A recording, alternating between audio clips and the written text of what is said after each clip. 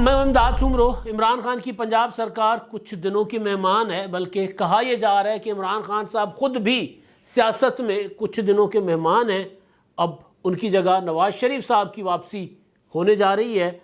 Long march ہے تو long march ہوگا یا نہیں ہوگا، اور لانگ مارچ ابھی تک کیوں نہیں ہو پا رہا، اعلان کیوں نہیں کر پا رہے عمران خان صاحب، روزانہ اعلان کرنے کا اعلان کر کے کیوں مکر جاتے ہیں۔ اور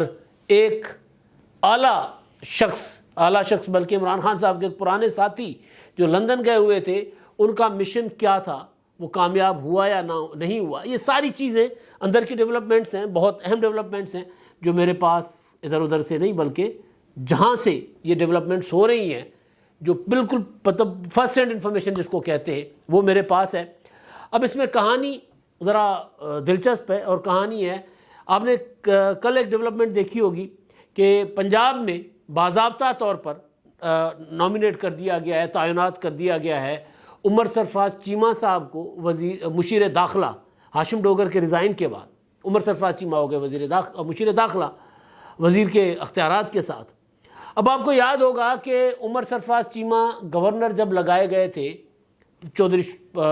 سرور سے ریزائن لے کر، بالکل اسی طرح جس طرح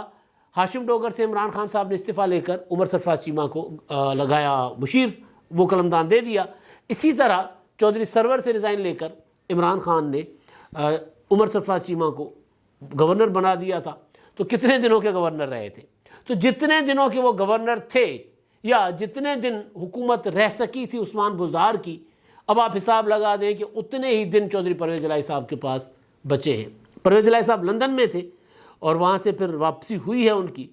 پرویز الہی صاحب گئے تھے کچھ دنوں کا کہہ کر، پھر لمبا ان کا قیام ہو گیا، اور قیام کے متعلق یہ کہا جا رہا تھا کہ جی وہ وہاں پر تب تک قیام کریں گے جب تک کہ لانگ مارچ والے قصے جو ہیں ادھر ادھر نہیں ہو جاتے، کیونکہ پرویز الہی صاحب عمران خان صاحب کو براہ راست ناراض نہیں کرنا چاہتے، اور وہ جو اصل قوتیں ہیں جن کو پرویز الہی صاحب جن کے ہمیشہ گنگاتے رہتے ہیں، جن کی وجہ سے آج بھی اگر ان کو چوائس ملے کہ جی آپ نے عمران خان کے ساتھ رہنا ہے، اگر وہ چوائس دے دیں یا ہمارے ساتھ آنا ہے تو ان کے ساتھ چلے جائیں گے، ان کو ناراض بھی نہیں کرنا چاہتے۔ اسٹیبلشمنٹ کی بات ہو رہی ہے، تو پرویز الہی صاحب جو ہے لندن جا کر بیٹھ گئے تھے، مگر ان کو واپس آنا پڑا کیونکہ ان کی حکومت کے خلاف بہت زیادہ جو ہے وہ پیش رفت ہو چکی ہوئی ہے ان کی حکومت کو گرانے کے لیے۔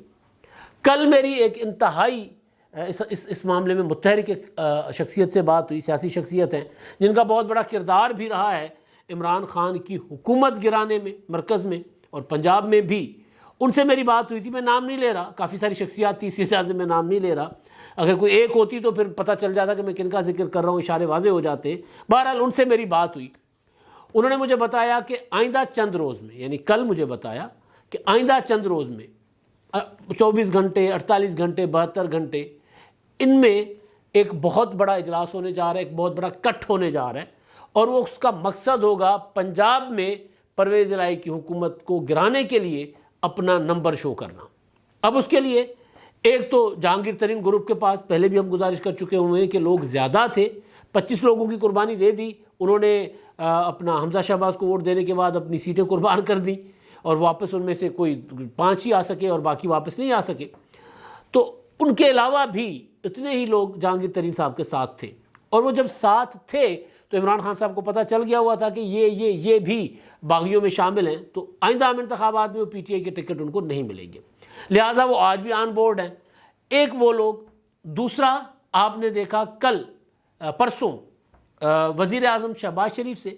ایک ملاقات ہوئی چودھری شجاعت حسین صاحب کی۔ ملاقات کے متعلق جو اندرونی خبر تھی، اندرونی کہانی تھی، وہ تو یہ تھی کہ جی انہوں نے آرمی چیف کے تقرر پر، مہنگائی پر بات چیت کی تھی، لیکن اس میں بھی پنجاب کا مدعا تھا کہ پنجاب میں اب کیا کیا جائے۔ تو شجاعت حسین صاحب جو ہیں انہوں نے اپنا ایک چیز بالکل کلیئر کہی ہے کہ جب آپ کے پاس حساب کتاب پورا ہوگا، حساب کتاب کیا ہے کہ پاور شیئرنگ، کیونکہ پنجاب میں پاور شیئرنگ کا سب سے بڑا مسئلہ ہے۔ آپ نے دیکھا ہوگا کہ مرکز میں مسلم لیگ نون نے وزارت خارجہ جتنی اہم وزارت پیپلز پارٹی کو دے دی، پنجاب میں کوئی وزارت کسی اتحادی کو، ایک ہی اتحادی تھی پیپلز پارٹی، کسی کو نہیں دی تھی، قلمدان نہیں دیا تھا، وزیر بنا دیے تھے بے محکمہ، کسی کو ڈپارٹمنٹ، کسی کو قلمدان نہیں دیا تھا۔ وجہ یہ ہے کہ پنجاب کے اوپر مسلم لیگ نون زیرو کمپرومائز کرتی ہے، ان کو پتہ ہے کہ اگر پنجاب میں ہم نے کوئی اپنا قلم دان کسی اور کو دے دیا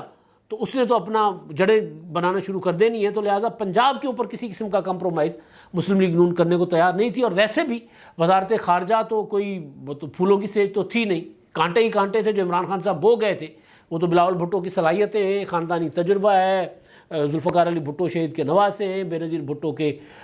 بیٹے ہیں، آصف زرداری کے بیٹے ہیں، اور وہ کیا کہتے ہیں ان کے حاکم علی زرداری کے پوتے ہیں۔ تو خاندان ایک پورا انسان کی پرورش ہوتی ہے نا سیاسی ماحول میں، تو سیاسی ماحول میں پرورش ہوئی ہے، اعلیٰ تعلیم اداروں سے پڑھے ہوئے، تو وہ تو انہوں نے بڑا ایک اپنا ماہرانہ انداز میں باوجود اس کے کہ پہلی وزارت تھی انہوں نے چلا رہے اچھی چلا رہے، جس کی تعریف وزیر اعظم صاحب خود بھی کر رہے ہیں، شہباز شریف صاحب بھی۔ تو پنجاب میں نون لیگ کمپرومائز کرنے کو تیار نہیں تھی۔ تو اب پاور شیئرنگ یہ ہے کہ جی پنجاب میں کس کو کیا ملے گا، یہ طے ہونے کے بعد پھر شجاعت حسین صاحب کے پاس جو 10 لوگوں میں سے کوئی 7-8 لوگ ایم پی ایز وہ آ سکتے ہیں اس طرف، تو وہ تیار پڑے ہوئے ہیں۔ اگر وہ نہیں بھی آتے، فرض کر لیتے ہیں کہ وہ مسلم لیگ قائد اعظم کے ہیں، وہ پرویز الہی کے زیادہ زیر اثر ہیں، مونس الہی صاحب نے ان پر کنٹرول کیا ہوا ہے، قابو کیا ہوا ہے، وہ نہیں آ سکتے، فرض کر لیتے ہیں، تو ایسے میں جہانگیر ترین گروپ کے 20-25 ارکان کام آ جائیں گے۔ کام کیسے آئیں گے کہ جی اعتماد کا ووٹ لینے کا گورنر صاحب کہہ دیں گے پرویز الہی صاحب کو کہ جی اعتماد کا ووٹ لیں، اور پرویز الہی صاحب وہ پریس کانفرنس کر دیں گے، شو کر دیں گے کہ جی ہم اس حکومت کے ساتھ نہیں ہیں، بے شک ہم ریزائن کر دیتے ہیں، یا فرض کر لیں ریزائن ہی کر دیں، وہ کر دیں ہم ریزائن کر رہے ہیں اپنی صوبائی اسمبلی کی سیٹوں سے ریزائن کر دیتے ہیں۔ اس کے بعد اعتماد کے ووٹ کی باری آتی ہے، تو اعتماد کا ووٹ لینے کے لیے جب گورنر کہیں گے پرویز الہی صاحب کو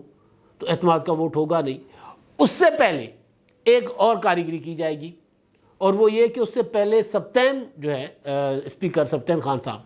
ان کے خلاف تحریک عدم اعتماد لائی جائے، تاکہ سبطین خان، اب یہ مجھے وہ سارا جو بندہ یہ کر رہا ہے وہ انہوں نے مجھے پراپر انفارمیشن دی ہے کہ اس کے لیے 1-2 روز میں، وہ جو میں نے کہا کہ 72 گھنٹے میکسیمم، 72 گھنٹوں تک، 24 گھنٹوں میں بھی ہو سکتا ہے، 48 گھنٹوں میں بھی، کیونکہ انہوں نے مجھے یہ نہیں بتایا کہ کب کہاں کیسے بیٹھنا ہے، تو وہ ذرا انہوں نے کہا کہ آئندہ 1-2 روز میں، تو 1-2 روز کو میکسیمم 72 گھنٹوں تک لے جاتے ہیں۔ تو اس میں سبطین خان کے خلاف تحریک عدم اعتماد آ سکتی ہے، تو وہ تحریک عدم اعتماد جو ہے اس پر ووٹنگ ہوگی خفیہ رائے شماری سے، وہ ذرا تگڑے طریقے سے کی جائے گی، پہلے کی طرح نہیں ہوگی جس طرح حمزہ شہباز کی قیادت میں مسلم لیگ نون ٹھنڈی چل رہی تھی۔ تو وہ لا کر اس کے بعد پھر اپنا اسپیکر اور اپنے اسپیکر کے بعد کیا جائے، کیونکہ وہ خفیہ رائے شماری ہوتی ہے، تو پھر تحریک عدم اعتماد کا ووٹ پرویز الہی صاحب کے لیے۔ تو پرویز الہی صاحب لندن سے واپس بھاگے دوڑے اسی لیے آئے ہیں، باہر گئے ہوئے تھے، سکون کر رہے تھے، چل کر رہے تھے۔ تو ایک تو یہ ہے کہ آئندہ چند روز میں وہی جو پرانے گروپ تھے، آپ کو یاد ہوگا کبھی ترین صاحب کے گھر پہ میٹنگیں ہوتی تھی، کبھی اون چودھری کے گھر پہ میٹنگیں ہوتی تھیں، کبھی ادھر میٹنگیں ہوتی تھی، کبھی ادھر میٹنگیں ہوتی تھی، وہ والا گروپ جو ہے وہ دوبارہ ری ایکٹیویٹ کر دیا گیا ہے، ان کے لیڈران بھی متحرک ہو گئے ہوئے۔ علیم خان کا معاملہ ہے، علیم خان لندن گئے ہوئے تھے، اسی مشن پر لندن گئے ہوئے تھے۔ اب علیم خان کے لیے سب سے زیادہ ضروری ہو گیا پنجاب حکومت گرانا۔ وہ کیوں؟ کیونکہ عمران خان صاحب نے کسی اور کو گرفتار کرنے کے لیے اتنا وہ ایڑی چوٹی کا زور نہیں لگایا تھا جو علیم خان کے لیے لگا دیا تھا۔ علیم خان کو گرفتار کرنے کے لیے چھاپے تک ڈلے تھے، ان کے ہاں گئے تھے۔ تو علیم خان صاحب یہ وہ فلموں میں قسم نہیں اٹھاتے کہ جی میں لاہور تب واپس آؤں گا، پنجاب تب واپس جاؤں گا جب میں عمران خان کی حکومت نہیں گراتا، پرویز الہی کی حکومت نہیں گراتا۔ تو علیم خان تو ایک قسم وچن کیا ہوتا ہے وہ عزم کر کے گئے ہوئے، تو وہ لندن میں اسی چکر میں گئے ہوئے تھے۔ تو علیم خان جو ہیں وہ پنجاب تب واپس آئیں گے جب پاکستان ہو سکتا ہے واپس آ جائیں، اسلام آباد بیٹھ جائیں، لیکن پنجاب تب واپس آئیں گے جب پرویز الہی کی حکومت نہیں ہوگی، یا جب ان کے پاس نمبر ہو جائے گا کہ جی یہ پھر ایک آدھ دن اگر حوالات کی ہوا کھاڑی پڑتی ہے اینٹی کرپشن میں تو کھا لیں گے، لیکن یہ وہ کر کے گئے ہوئے۔ تو جو حساب کتاب بن رہا ہے اور جس میں جو سب سے بڑا سگنل ہے وہ ہے ہمارے عمر سرفراز چیمہ صاحب کی تقرری بطور مشیر۔ تو وہ اب ایک تو پنجاب یہ والی کہانی کہ یہ چند دنوں کے مہمان ہیں، 1-2 ہفتہ، کیونکہ 16 اکتوبر کو پرسوں، کیونکہ پرسوں سچ انتخابات، تو 16 اکتوبر کے انتخابات کے بعد پھر پراپر ایک زور لگایا جائے گا پنجاب کی اپوزیشن یا مرکزی حکومت کی طرف سے پنجاب حکومت گرانے کے لیے۔ ایک تو یہ معاملہ ہے۔ اچھا جی، دوسرا معاملہ جو ہے وہ اسی کے ساتھ جڑا ہوا ہے لانگ مارچ کا۔ اب میں نے آپ کو خبر دی تھی کہ عمران خان صاحب جب پیچھے پرویز الہی صاحب کے ہوتے ہوئے جب لاہور آئے تھے، ایک تو کل پرسوں آئے نا، اس سے پہلے آئے تھے تو 2 ہفتے پہلے، تو خان صاحب نے ایک میٹنگ کی تھی لانگ مارچ کی تیاری کے لیے، اور انہوں نے کہا تھا کہ جی پیسے پوسے فنڈ لوگ شوق دے، تو پارٹی کے لیڈروں نے کہا کہ جی پیسے کوئی نہیں ہمارے پاس، لوگ ہمارے پاس ہیں، پیسے دیں، لوگ کب کتنے کہاں چاہیے وہ ہم وہاں لائیں گے، اور اس کے بعد ہر ایک بندے کا خرچہ آپ بتائیں کون اٹھائے گا، تو ہم لوگوں کو لانے کو لیے تیار ہیں۔ تو عمران خان صاحب یہاں سے مایوس ہو کر چلے گئے تھے۔ اب خبر آئی ہے میرے پاس پشاور سے کہ KPK کی پارٹی لیڈرشپ نے بھی خان صاحب کو یہی کہا ہے کہ جی کنگلے ہو گئے ہیں بھائی، سرکار کے خزانے میں تو تنخواہیں دینے کے پیسے نہیں ہیں، ہمارے پاس بھی روزانہ الیکشن، روزانہ جلسہ۔ اب عمران خان الیکشن لڑ رہے ہیں وہاں پر KPK میں، میرا خیال ہے 4 حلقوں میں، کل پرسوں جہاں انتخابات ہونے، کل کہہ رہا تھا میں پرسوں اتوار کو جو انتخابات ہونے، تو وہاں پر ظاہر جو انتخابات وہاں جو لوکل کینڈیڈیٹس ہیں خرچہ وہ کر رہے ہیں، عمران خان نہیں کر رہے، الیکشن عمران خان لڑ رہے ہیں، خرچہ علی محمد خان کر رہے ہیں مردان والے۔ اور علی محمد خان کا عالم یہ ہے کہ پورے شہر میں علی محمد خان کے خلاف، یہ آپ تصویریں دیکھ لیں، اس طرح کے بینر پوسٹر تقسیم ہو گئے ہیں کہ نو علی محمد خان، کیونکہ لوگوں نے وہاں PTI کی جو 9 سالہ کارکردگی ہے اس سے جتنا بھگتا ہے،